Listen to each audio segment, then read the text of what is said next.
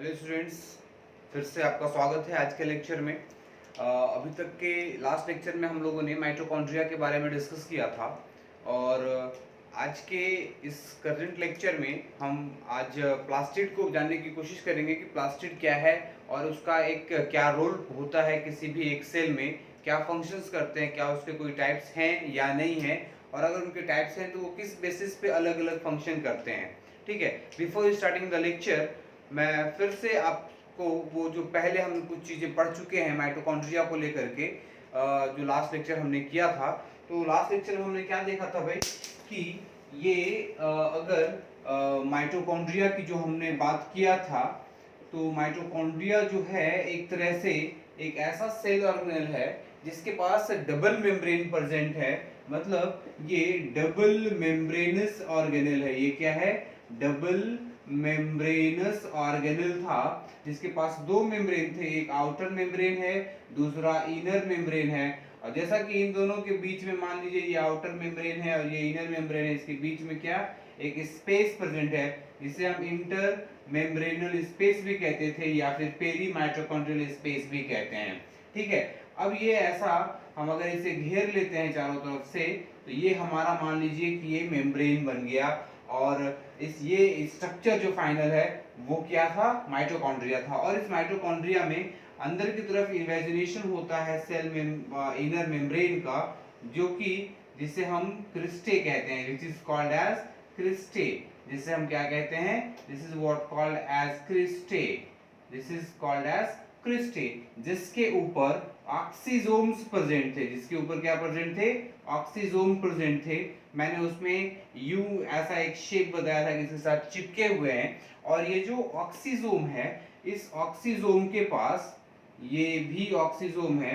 ये जो ऑक्सीजोम है इसे हम F1 पार्टिकल भी कहते थे। This is also called as F1 particle, जिसके पास तीन स्ट्रक्चर, तीन पार्ट प्रेजेंट थे इसमें, जिसको हम कह सकते थे बेस, जिसे हम स्टॉक, और जो तीसरा पार्ट था उसे हम हेड के नाम से जानते थे।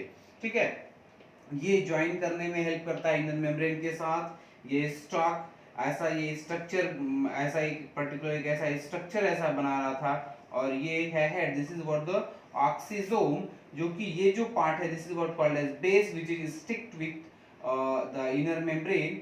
और ये मान लीजिए इनर मेम्ब्रेन है तो ये आउटर मेम्ब्रेन है, इसके बीच में इंटर मेम्ब्रेनल स्पेस है, ये हेड कहलाएगा जो सबसे ऊपर का पार्ट है।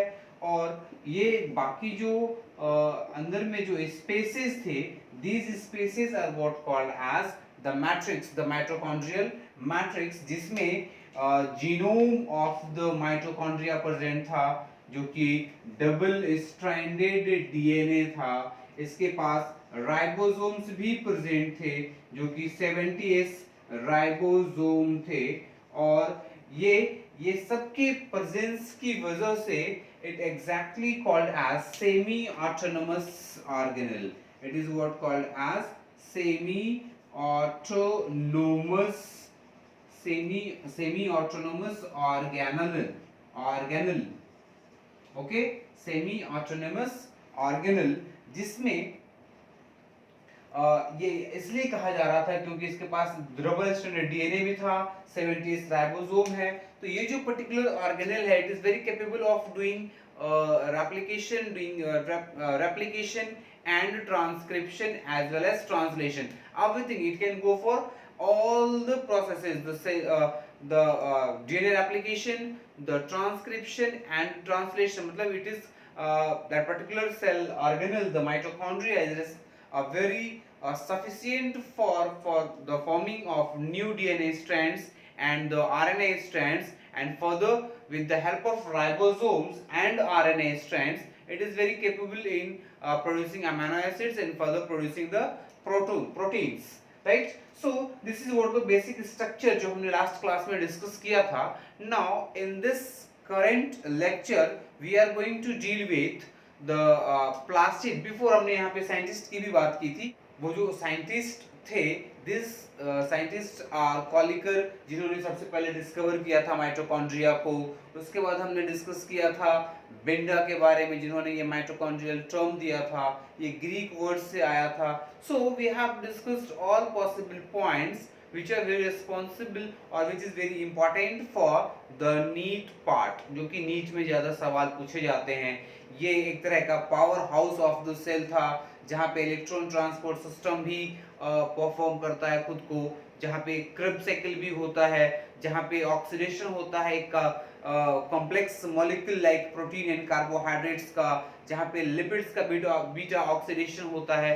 तो ये सारी चीज़ें, ये सारे प्रोसेसेस ये माइटोकॉन्ड्रिया करने में पॉसिबल, मतलब एक लाइन में अगर कहें तो ये एरोबिक रेस्पिरेशन को करने में काफ़ी ज़्यादा कैपेबल है, क्योंकि उसके पास वो सारे कुछ एंजाइम्स भी प्रेजेंट होते हैं इनके मेम्ब्रेन्स में, जो कि किसी भी बायोलॉजिकल प्रोसेस को एज अ कैटलिस्ट वो करते हैं उसके ऊपर और उसको स्पीड अप कर देते हैं, right. So now in this current lecture we are going to deal with the plastid.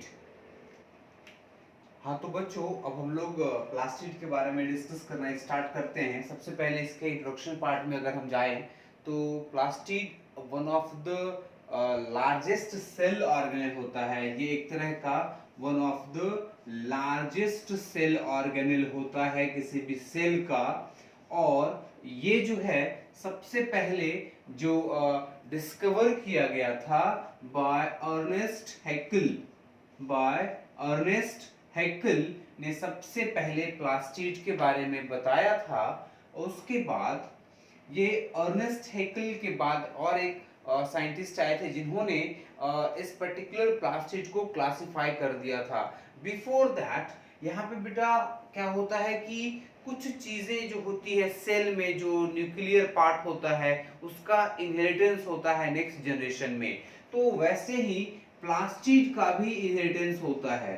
Plastid inheritance also occurs, but it is not independent, it is not dependent upon the nuclear inheritance. So the plastid inheritance is very independent on nuclear inheritance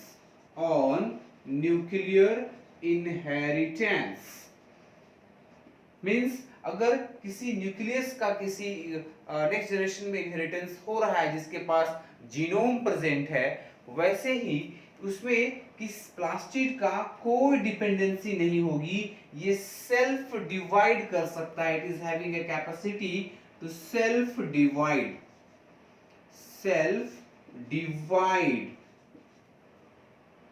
इसके पास खुद को divide कर, जैसे कि mitochondria खुद से divide होता था और नेक्स्ट जो नए डॉटर सेल्स होते थे उसमें वो प्रेजेंट हो जाता था। क्योंकि मान लीजिए अगर माइटोकॉन्ड्रिया अपने पास किसी भी सेल में प्रेजेंट है, सपोज दैट माइटोकॉन्ड्रिया नहीं, हम प्लास्टिड की बात करते हैं, इस सेल के पास प्लास्टिड प्रेजेंट है और ये सेल जब ब्रेक होता है तो ये दो डॉटर सेल फॉर्म कर रहा है माइटोटिकली। तो यहाँ पे अगर इनके पास प्लास्टिड दोनों के पास भी होना चाहिए, जरूरी है। लेकिन अगर ये प्लास्टिड डिवाइड नहीं करेगा, अगर ये दो प्लास्टिड फॉर्म नहीं करेगा तो ये नेक्स्ट डॉटर सेल में नहीं जा पाएगा, है ना। और अगर ये प्लास्टिड प्रेजेंट नहीं रहा तो भाई एक तरह से हम कह सकते हैं कि अगर प्लास्टिड नहीं है तो शायद किसी एक सेल की सर्वाइवबिलिटी नहीं हो पाएगी। क्योंकि ऐसा मैं इसलिए कह रहा हूं क्योंकि ये जो प्लास्टिड है it is very responsible for the formation, it is responsible for the formation and storage of complex molecule. Okay, so now अब क्या होता है कि एक और साइंटिस्ट आए थे जिनका नाम था शिम्पर, जिन्होंने इस प्लास्टिड को 3 कैटेगरी में डिवाइड किया था। उन्होंने कहा था कि ये जो प्लास्टिड है it is further of 3 types. The plastid is further of 3 types. There is 3 more categories of plastid. The one is called as chloroplast. The one is called as chloroplast. The next one is called as chromoplast. The next one is called as chromoplast, and the last category is what called as leucoplast. Leucoplast की भी further और 3 category आएगी जो मैं आपको पहले भी बता चुका हूं, क्योंकि ये ल्यूकोप्लास्ट जो है ये टोटली कलरलेस है, इनके पास कोई पिगमेंट्स प्रेजेंट नहीं है। As the term indicates here it is the chloro, मतलब जब हम क्लोरो शब्द कहीं से सुनते हैं तो हमारे दिमाग में क्लोरोफिल की बात आती जरूर है, क्योंकि क्लोरोफिल हम बचपन से सुनते आ रहे हैं कि प्लांट में क्लोरोफिल है जिसकी वजह से वो ग्रीन है, वो फोटोसिंथेसिस करता है। तो जैसा कि मैंने आपको यहाँ पे बताया है कि ये जो plastid it is responsible for formation, ये फॉर्म करेगा, ये कुछ चीजें फॉर्म करेगा by the help of means it is doing further photosynthesis.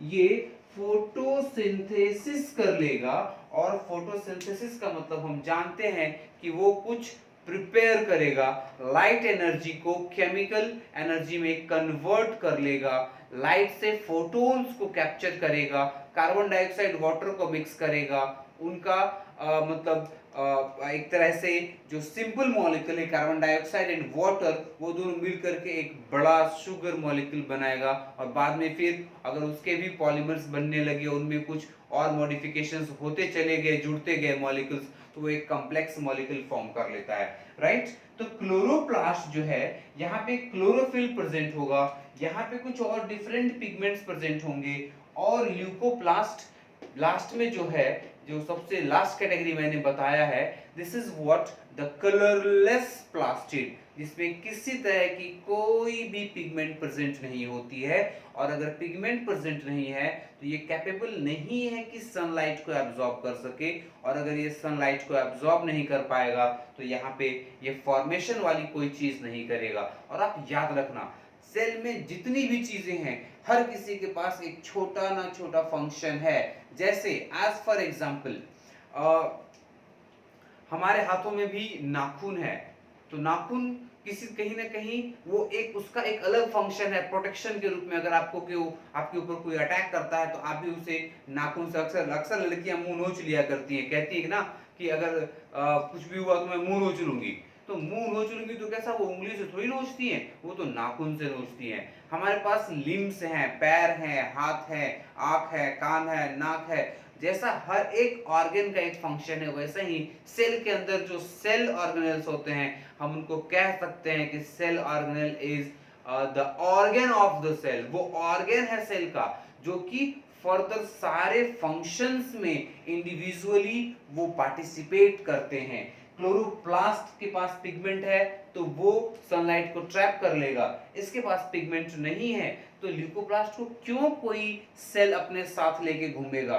तो भाई ये जो ल्यूकोप्लास्ट है ये स्टोरेज में फंक्शन करता है, ये प्रोटीन को स्टोर करता है, ये कार्बोहाइड्रेट को स्टोर करेगा, ये फैट्स और लिपिड को स्टोर करेगा। तो जो मैंने फंक्शन लिखा है कि जो प्लास्टिड्स होते हैं they are responsible for the formation as well as storage of complex molecules. ठीक है, तो यहाँ से आपको समझ में आ गया होगा कि फर्दर हम अब आगे क्या पढ़ने वाले हैं। तो हम डिटेल में क्लोरोप्लास्ट के स्ट्रक्चर के बारे में जानेंगे कि वहां पे क्या स्ट्रक्चर है, थैलाकोइड क्या है, ग्रैनम क्या है, फ्रेट चैनल क्या है, वहां पे स्ट्रोमा पार्ट क्या है, स्ट्रोमा लैमेला क्या है। तो ये सारा डिटेल हम इस चैप्टर में, काफी इंटरेस्टिंग है, आप ध्यान से इसमें पढ़िएगा। और एक चीज और मैं बता दूं, ये जो क्लोरोप्लास्ट है, क्रोमोप्लास्ट है, ल्यूकोप्लास्ट है, ये तीनों जो पार्ट है एक दूसरे से इंटर कन्वर्टिबल है। उसका भी मैं आपको एग्जांपल दूंगा कि वो कैसे हम कह रहे हैं कि ये इसकी जगह कभी ले लेगा, ये कभी इसकी जगह ले लेगा, या ये इसकी जगह लेगा, फिर ये इसकी जगह लेगा, कैसा, कौन किसकी जगह किस फॉर्म में लेगा, वो भी एग्जांपल मैं आपको प्रोवाइड करूंगा। So now we are starting with chloroplast. बहुत इंटरेस्टिंग चीज है, मैंने आपको बताया था अभी जस्ट कि क्लोरोप्लास्ट जो है, सॉरी जो प्लास्टिड है, वो 3 पार्ट में शिम्पर ने डिवाइड किया था। तो ये जो क्लोरोप्लास्ट टर्म है also given by, it is also given by Schimper, जिनका पूरा नाम ही था क्लोरोप्लास्ट शिम्पर। तो उनके बेसिस पे ये नाम उनको ये इस ऑर्गेनेल को प्रोवाइड किया गया है। उसके बाद ये जो क्लोरोप्लास्ट है, ये इसका जो नंबर है, द नंबर ऑफ क्लोरोप्लास्ट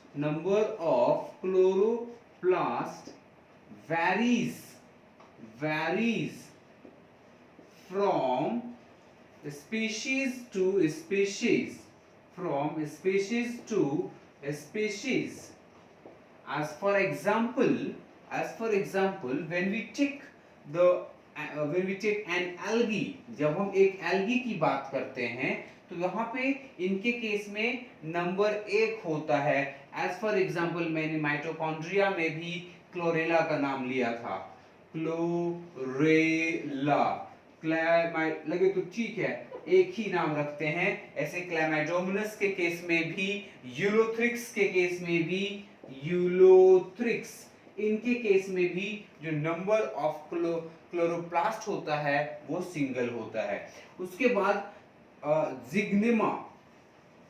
जिग्नेमा के केस में जो नंबर ऑफ क्लोरोप्लास्ट होता है 2 होता है। स्पाइरोगायरा में 1 to 15 और 16 हो सकते हैं। इन केस ऑफ स्पाइरोगायरा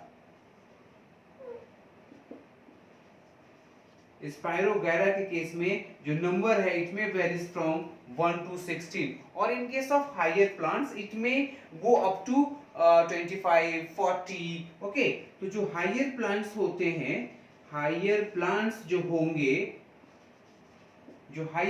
होंगे स्क्लेरल कैमा सेल्स के केस में, वहां पे जो नंबर होगा it may be more than 25। लेकिन ऐसा नहीं है कि यहाँ पे thousands, 10,000, lakhs तक ये नंबर कभी नहीं जाता है। They are having a very limited number, but it varies from species to species.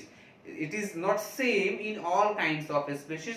Her species में ये मतलब इनके जो नंबर होंगे वो सेम कभी नहीं होते हैं, वो डिफरेंट होते हैं। ठीक है, तो क्लोरोप्लास्ट में क्या देखा कि ये नाम जो दिया गया था, ये टर्म गिवन बाय शिम्पर था। इनके जो नंबर थे वो वेरीज होते हैं एक स्पीशीज से दूसरे स्पीशीज के कंपैरिजन में। और इतना ही नहीं, ये भी जो स्ट्रक्चर है, this particular structure, it is the cell organelle कहना ज्यादा बेहतर रहेगा यहाँ पे। ये जो सेल ऑर्गेनेल है it is double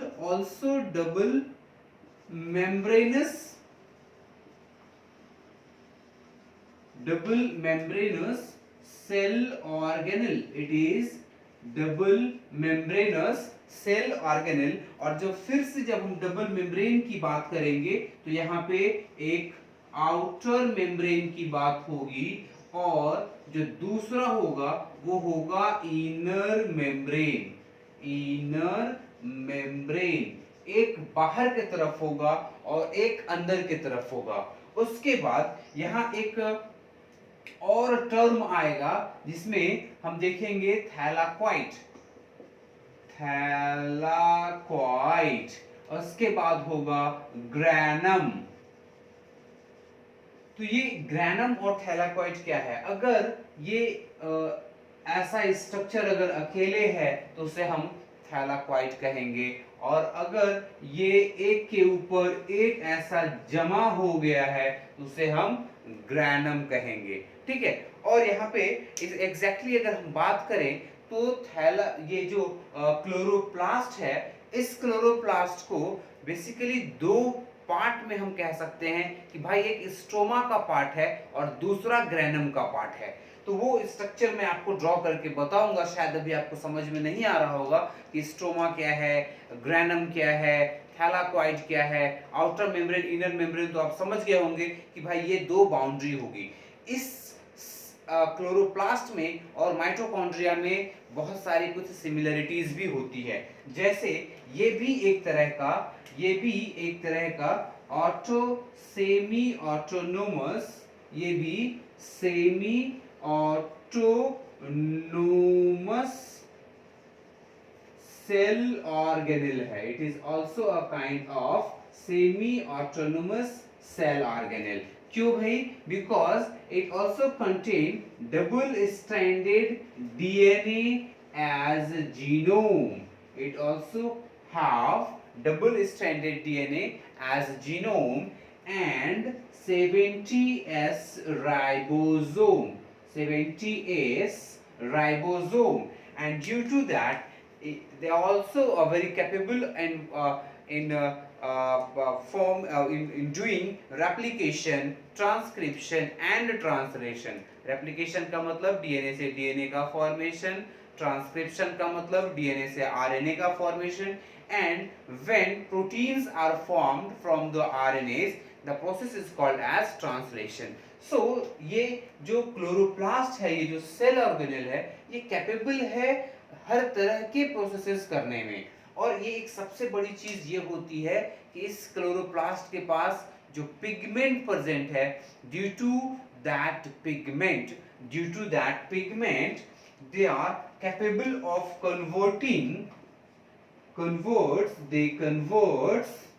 they converts light energy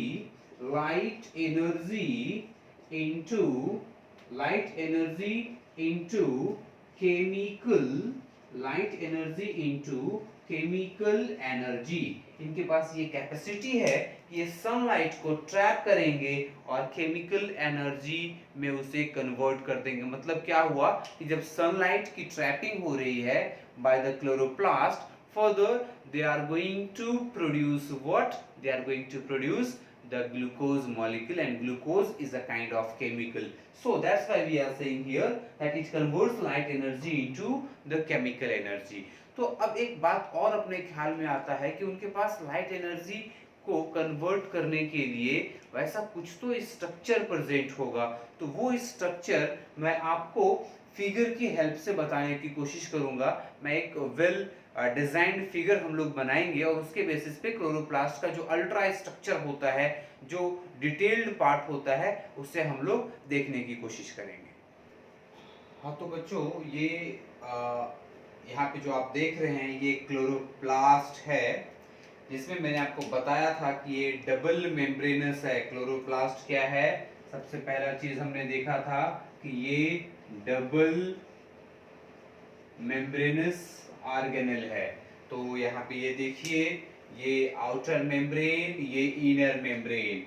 okay, this is outer membrane and this one is what? Inner membrane. Okay, अब दो मेम्ब्रेन है तो दो मेम्ब्रेन के बीच में स्पेस तो रहेगा ही। तो जब माइटोकॉन्ड्रिया हमने पढ़ा था तो वहां पे हमने कहा था कि भाई वो इंटर मेम्ब्रेन स्पेस है या पेरी माइटोकॉन्ड्रियल स्पेस भी हमने उसे कहा था। The space between the free space between the outer and inner membrane is called as periplastidial space. This is what called as periplastidial space। और इसके अंदर का जो पार्ट है इसे कहा जाता है, this is what called as stroma. इसे क्या कहेंगे? स्ट्रोमा कहेंगे। जिसके अंदर आप ये छोटा छोटा स्ट्रक्चर आप देख रहे होंगे। ये छोटा जो स्ट्रक्चर है, यहाँ पे आइएगा जरा सा, यहाँ फोकस कीजिएगा कि ये जो स्ट्रक्चर है, जो सिंगल एक ही जो है, जो मैंने इस तरह से बताया, एक सिंगल को हम थैलाक्वाइड कहेंगे, और द बंच ऑफ थैलाक्वाइड और stacks of thylakoid is what called as granum, जिसका नंबर पर क्लोरोप्लास्ट 40 to 60 होता है। The number of granum per chloroplast is 40 to 60, and as we all know that कि थैलाक्वाइड से मिलकर के ये स्ट्रक्चर फॉर्म हुआ है।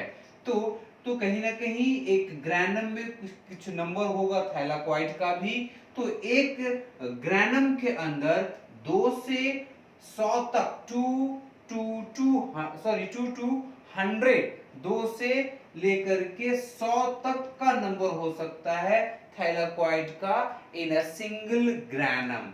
नाउ हमने अभी तक कहा था कि ये क्लोरोप्लास्ट जो है, इस क्लोरोप्लास्ट के पास एक पिगमेंट प्रेजेंट होगा। एक पिगमेंट, ये फर्स्ट पार्ट हम पढ़ रहे हैं प्लास्टिड में। पिगमेंट क्या होगा भाई? यहाँ पे पिगमेंट होगा, क्लोरोफिल होगा। यहाँ कौन सा पिगमेंट होगा? क्लोरोफिल होगा। और इनका जो शेप है, this is what the lens shaped. ये लेंस शेप के हो सकते हैं। They can be ovoid as well, they can be ovoid, they can be spheroid. Okay, ये इतने स्ट्रक्चर के ये हो सकते हैं। और यहां पे हमने कहा था कि ये फोटोसिंथेसिस कर पाएंगे। They are capable of doing, they are capable of doing photosynthesis, they are capable of doing photosynthesis. ये फोटोसिंथेसिस कर पाते हैं। तो फोटोसिंथेसिस में दो पार्ट होता है। एक होता है लाइट रिएक्शन, एक होता है लाइट रिएक्शन, और दूसरा होता है dark reaction, the light reaction and dark reaction. तो ये जो लाइट रिएक्शन होगा, ये लाइट रिएक्शन वही कर सकता है, मतलब नाम से क्या पता चल रहा है? लाइट रिएक्शन बोले तो ये दिन में होगा, डार्क रिएक्शन बोले तो ये रात में होगा। तो दिन में होगा मतलब ये लाइट को कैप्चर कर पाएगा, और लाइट को कैप्चर वही करेगा जिसके पास पिगमेंट हो। तो ये हमने क्या देखा कि हमने अभी तक जो पढ़ा है कि क्लोरोप्लास्ट में क्लोरोफिल नाम का एक पिगमेंट प्रेजेंट है। तो अब इस क्लोरोप्लास्ट में वो क्लोरोफिल कहां प्रेजेंट है? तो वो जो क्लोरोफिल प्रेजेंट है इस थैलाकॉइड में प्रेजेंट है। कहां प्रेजेंट है? इस थैलाकॉइड में प्रेजेंट है। तो ये जो लाइट रिएक्शन होगा, light reaction occurs in thylakoid and the dark reaction occurs in case of stroma. The dark reaction occurs in case of stroma. So this is what the stroma. ये क्या है? ये है stroma. तो stroma में क्या होगा भाई? डार्क रिएक्शन होगा।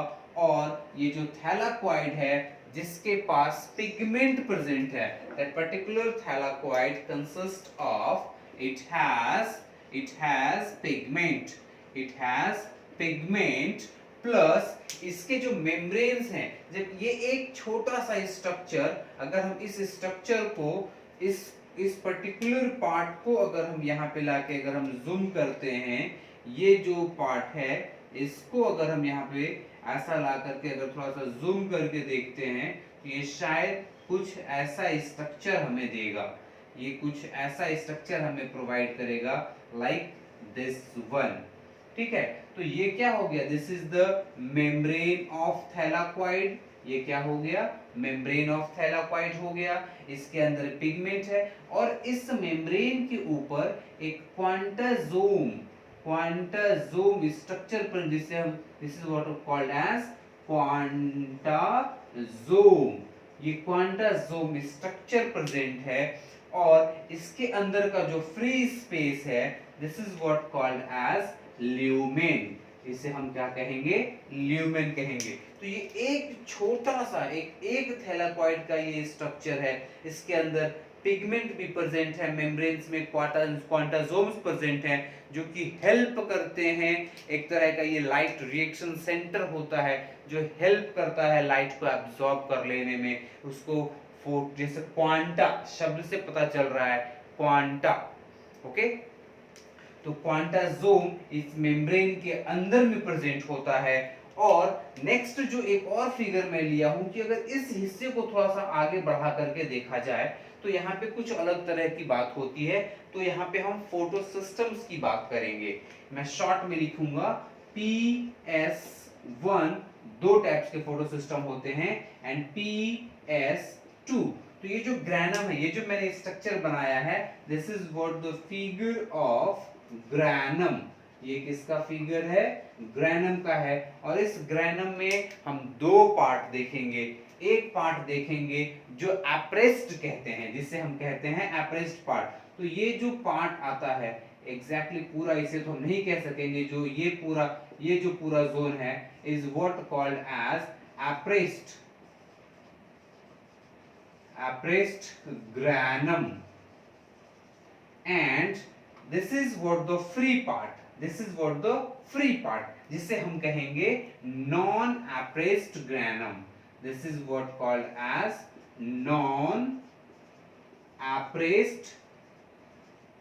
Non appressed granum.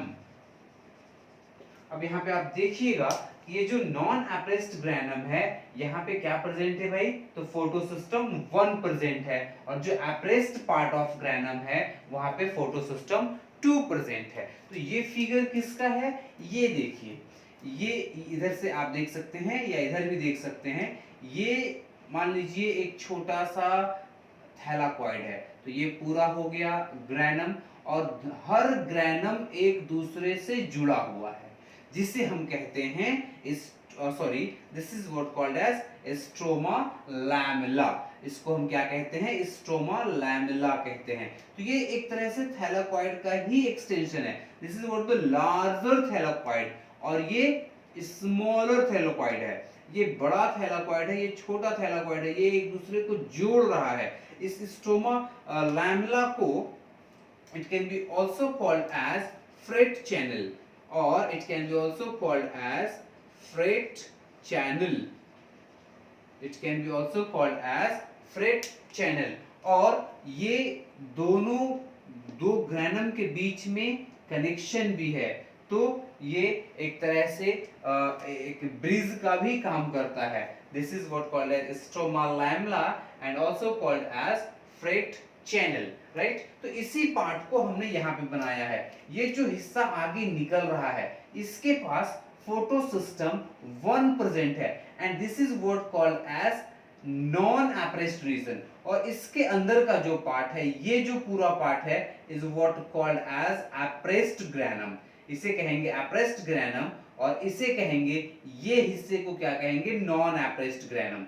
इसे क्या कहेंगे, नॉन अप्रेस्ड ग्रैनम, जहां पे फोटोसिस्टम 2 प्रेजेंट होगा, और ये जो this is the appressed granum, और ये जो नॉन अप्रेस्ड रीजन है, ये जो नॉन अप्रेस्ड रीजन है is what called as there photosystem 1 is photosystem 1 is present in very much concentration, in very much number, but in case of apprised granum photosystem 2 का जो concentration होगा, जो number होगा, वो काफी ज्यादा होगा। तो एक बार फिर से मैं आपको बता दूं कि क्लोरोप्लास्ट में हमने क्या पढ़ा। इसके पास क्लोरोफिल है, मतलब इसके पास कैपेसिटी है फोटोसिंथेसिस करने की, और अगर फोटोसिंथेसिस कर रहा है तो फोटोसिंथेसिस में एक लाइट रिएक्शन का पार्ट होता है, दूसरा डार्क रिएक्शन का पार्ट होता है। लाइट रिएक्शन थैलाकॉइड कर पाता है, थैलाकॉइड में होता है क्योंकि इसके पास पिगमेंट स्टोर है, और डार्क रिएक्शन में जो होता है, डार्क रिएक्शन में in the absence of light होता है, जो कि स्ट्रोमा में होता है। तो ये आउटर मेम्ब्रेन, ये इनर मेम्ब्रेन हो गया, और इसके बीच का जो स्पेस है इसे पेरीप्लास्टिडियल स्पेस कहते हैं। जब स्ट्रोमा के पार्ट में, ये स्ट्रोमा का जो पार्ट है, जब इसके अंदर हम एंटर करेंगे तो हमें सबसे पहले मुलाकात होगी थैलाकॉइड से, और एक नीचे से ऊपर तक जब हम देखेंगे तो हमें एक ग्रैनम दिखेगा, क्योंकि stacks of thylakoid is what called as granum. Stacks of thylakoid is what called as granum. Stacks of thylakoid is called as granum. Stacks of thylakoid is called as granum. तो granum, एक granum दूसरे granum से connected है by stroma lamella, or it is also called as freight channel. Okay, now this is what in जो free space है एक thylakoid के अंदर, उसे हम ल्यूमेन ऑफ थैलाकॉइड भी कह सकते हैं। अब इस हिस्से को हमने जूम करके यहाँ पे बताया, तो ये थैलाकॉइड का मेम्ब्रेन है जिसमें क्वांटासोम्स प्रेजेंट है, और एक क्वांटासोम में आप याद रखिएगा मिनिमम 230 क्लोरोफिल मॉलिक्यूल प्रेजेंट होता है। एक क्वांटासोम में लगभग 230 क्लोरोफिल मॉलिक्यूल प्रेजेंट होते हैं इन अ सिंगल क्वांटासोम। और सिर्फ क्लोरोफिल ही नहीं, कैरोटेनॉइड्स भी प्रेजेंट होते हैं, लगभग 30 से 50 कैरोटेनॉइड्स भी प्रेजेंट होते हैं इन अ क्वांटासोम। नाउ जब इस पार्ट को थोड़ा सा अगर हम जूम करके देखेंगे यहां से, तो ये जो पार्ट है ग्रेनम में दो पार्ट हम डिवाइड करेंगे। जो एक एप्रेस्ड है, जो दबा हुआ है, वहां पे फोटोसिस्टम 2 का कंसंट्रेशन ज्यादा होता है, और जो नॉन एप्रेस्ड है, जो फ्री है, जो आगे जाके दूसरे ग्रेनम में कनेक्ट होगा, वहां पे फोटोसिस्टम 1 प्रेजेंट होते हैं। ठीक है, ये दो फोटोसिस्टम है। वो इन डिटेल आप जब फोटोसिंथेसिस पढ़ोगे तो वहां पे आपको इन डिटेल में बताया जाएगा फोटोसिस्टम 1 और 2 के बारे में। ठीक है, फिलहाल आप इतना ही समझिए कि यहाँ पे जो एप्रेस्ड रीजन, जो दबा हुआ है, वो फोटोसिस्टम 2 उसके पास प्रेजेंट है, और जो फ्री पार्ट है, जो आगे और अगले ग्रेनम में जाके कनेक्ट होने वाला है, उसे हम कहेंगे non appressed region. This is what called as non appressed granum, जहां पे फोटोसिस्टम 1 का कंसंट्रेशन काफी ज्यादा है। So in this part we are very dealt with that all concepts. यहाँ पे हमने डबल स्ट्रैंडेड डीएनए को भी दिखाया है, 70s राइबोसोम भी इनके पास प्रेजेंट होते हैं, जिसका रीजन हम यहाँ पे पहले ही लिख चुके हैं कि भाई वो सेमी ऑटोनमस भी होते हैं, और ये सेल्फ डिवाइडिंग प्रॉपर्टी होती है इनके पास। अब इसी वीडियो में आगे जो हम लोग देखने वाले हैं वो है chromoplast and leucoplast, and after that this is the end of the plastid। Plastid में तीन चीज ही हमें पढ़ना है, क्लोरोप्लास्ट, क्रोमोप्लास्ट एंड ल्यूकोप्लास्ट। तो अब हम आगे जो नेक्स्ट देखेंगे वो होगा क्रोमोप्लास्ट। हाँ, तो बच्चों क्लोरोप्लास्ट को स्टार्ट करने से पहले एक बार हम लोग फंक्शन ऑफ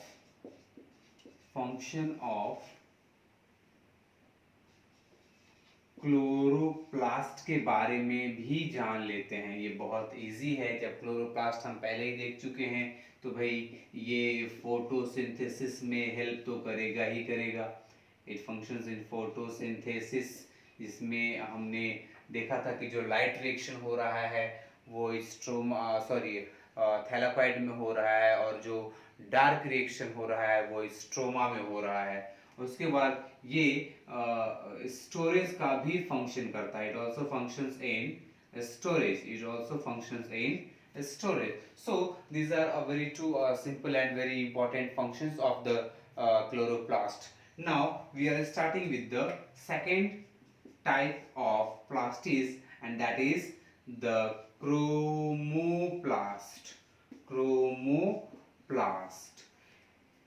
सबसे पहला ये जो होगा, it is non photosynthetic plastid.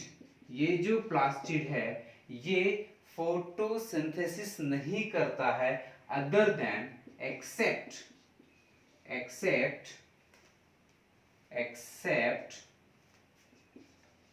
the green one। It consists of have carotenoid। इनके पास क्या है? इनके पास कैरोटेनॉइड पिगमेंट प्रेजेंट है। नेक्स्ट, यहाँ पे मैंने आपको बताया था स्टार्टिंग ऑफ द लेक्चर में कि जो क्लोरोप्लास्ट है, जो क्रोमोप्लास्ट है, जो ल्यूकोप्लास्ट है, वो एक दूसरे में चेंज होता है। उसका मैं आपको एक एग्जांपल देता हूँ। जैसे मान लीजिए मैं एक टोमेटो का एग्जांपल लेता हूँ। किसका मैंने एग्जांपल लिया है? टोमेटो का लिया है। तो टोमेटो में जब ये ओवरी स्टेज में है, he is in the ovary, that tomato, जो फ्रूट है, जो टोमेटो का जो फ्रूट है, जब वो ओवरी स्टेज में है, तो आप वहां पे देखते हैं कि वो क्या है भाई? कलरलेस है। वो क्या है? कलरलेस है। कलरलेस है मतलब क्या है? वो है ल्यूकोप्लास्ट। वो क्या है? ल्यूकोप्लास्ट कह सकते हैं इसे। उसके बाद ओवरी के बाद जब वो थोड़ा मतलब एक डेवलपमेंटल स्टेज में आ जाता है, ठीक है, जब वो डेवलपमेंट स्टेज में आता है, मतलब थोड़ा वो ग्रो करता है ओवरी से, तब जाकर के वो क्या हो जाता है? वो हो जाता है ग्रीन कलर का। जब ये ग्रीन है तो क्या है भाई? इसमें क्लोरोप्लास्ट की हम बात कर सकते हैं। और फाइनली जब वो मैच्योर हो जाता है, when the particular fruit is very matured and becomes red, मतलब उनका कलर चेंज हो जाता है, तो उसे हम कह सकते हैं उसे हम क्या कह सकते हैं, क्रोमोप्लास्ट। उसे हम क्या कह सकते हैं, that can be called as chromoplast. मतलब ओवरी से मैच्योर्ड स्टेज तक आते आते वहां पे 3 चेंजेस हो जाते हैं। मतलब ये यहाँ पे हम यंग वन कह सकते हैं, here we can say the young one जो होगा वहां पे ग्रीन कलर आता है। मतलब यहाँ पे हमने चेंजेस क्या देखे भाई, कि स्टार्ट में वो व्हाइट था, कलरलेस था, बाद में वो क्लोरोप्लास्ट में कन्वर्ट हुआ and finally it gets converted into chromoplast. तो क्रोमोप्लास्ट जो है वो फ्रूट्स के कलर के लिए रिस्पॉन्सिबल होते हैं। जो पिगमेंट्स हैं, जो कैरोटीनॉइड्स हैं, जो अलग अलग पिगमेंट्स है यहाँ पे, कुछ ऑरेंज कलर के लिए रिस्पॉन्सिबल होंगे, कुछ रेडनेस के लिए रिस्पॉन्सिबल होंगे। लेकिन अगर ग्रीन कलर की बात होगी तो वहां पे कभी भी हम क्लोरोफिल और क्लोरोप्लास्ट को ही याद करेंगे। क्रोमोप्लास्ट में ये चीजें हम लोग यहाँ पे डिस्कस करेंगे। नाउ द थर्ड वन, जो तीसरा पार्ट है यहाँ पे, वो है leucoplast. The last one is what, the leucoplast. ये जो होते हैं they are generally rod shaped. ये क्या होते हैं, they are generally rod shaped and they are colourless. they are colorless, they does not have any kind of pigments, that's why they are colorless, and it is of 3 types। इनके पास 3 type होते हैं। और वो type कौन कौन से हैं भाई, these types are the first one is aleuroplast। जैसा कि मैंने आपको पहले बताया था कि इनके पास कोई पिगमेंट नहीं है, तो they are going to perform the storing function. They are responsible for storage, they are responsible for storage of materials।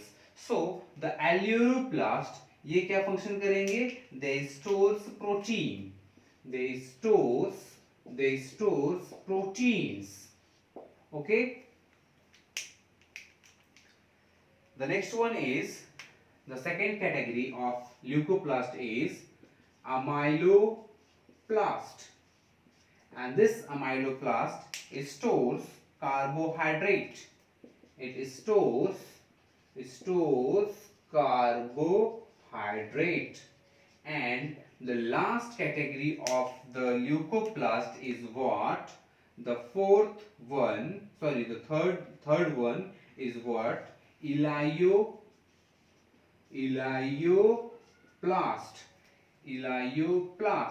so that Elioplast further functions in the storage of, it stores fat and oils, fat, lipid, oils, these are the functions storage functions of the Elioplast, the aleuroplast, the amyloplast and the Elioplast। so now ending with this one, we are very done with the plastid topic। now I understand कि आपको ये सारी चीजें समझ में आएगी। अगर कहीं थोड़ा तकलीफ हुआ तो आप उसको थोड़ा सा पीछे आकर के देखना, क्योंकि एक कॉन्सेप्ट पे भी अगर आपने ध्यान हटा दिया तो फिर बाकी के कॉन्सेप्ट में थोड़ी आपको परेशानी हो सकती है। Thank you very much।